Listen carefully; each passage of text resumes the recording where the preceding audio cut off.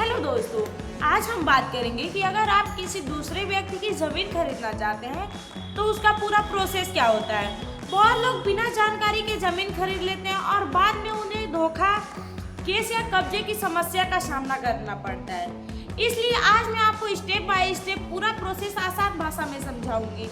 Hello दोस्तों, मैं Shivangi law student हूँ और आप देख रहे हैं शिवांगी स्पीक्स, जहाँ हम बात करते हैं लॉ, लाइफ और कॉन्फिडेंस की। किसी दूसरे की जमीन खरीदने का पूरा प्रोसेस आइए समझते हैं। सबसे पहले तो ये पता करना चाहिए कि जमीन असली मालिक की ही है या नहीं। जमीन पर कोई कर्ज लोन तो नहीं है, जमीन पर कोई कोर्ट केस तो नहीं चल रहा। इसके लिए आप ये डॉक्यूमेंट चेक करें, खसरा, खतौनी, पिछली रजिस्ट्री।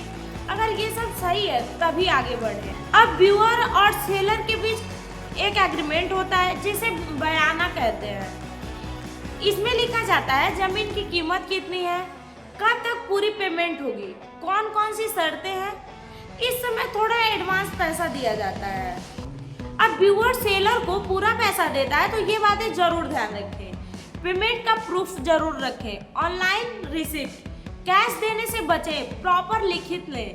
रजिस्ट्री कराना सबसे जरूरी स्टेप। अब सबसे इम्पोर्टेंट स्टेप आता है रजिस्ट्री। यह सब रजिस्ट्रार ऑफिस में होती है। व्यूअर और सेलर दोनों को जाना पड़ता है। सरकार को स्टैंप ड्यूटी और रजिस्ट्रेशन फी देनी होती है। याद रखें, रजिस्ट्री के बिना आप मालिक नहीं बनते। रजिस्ट्री के बाद ही जमीन लीगली आपकी होती है। अब रजिस्ट्री करते समय 3 गवाह होना जरूरी है। ये कंफर्म करते हैं कि डील सही तरीके से हुई है। रजिस्ट्री के बाद सबसे जरूरी काम अपना नाम सरकारी रिकॉर्ड में चढ़वाना। इसे दाखिल खारिज कहते हैं। यह काम तहसील में होती है। इसके बाद जमीन पूरी तरह से आपके नाम हो जाती है। सबसे इम्पोर्टेंट सावधानियां, कभी भी बिना रजिस्ट्री के जमीन न खरीदें। जमीन को खुद जाकर देखें, ओरिजिनल डॉक्यूमेंट्स वेरीफाई करें। एक बार वकील से सलाह जरूर लें।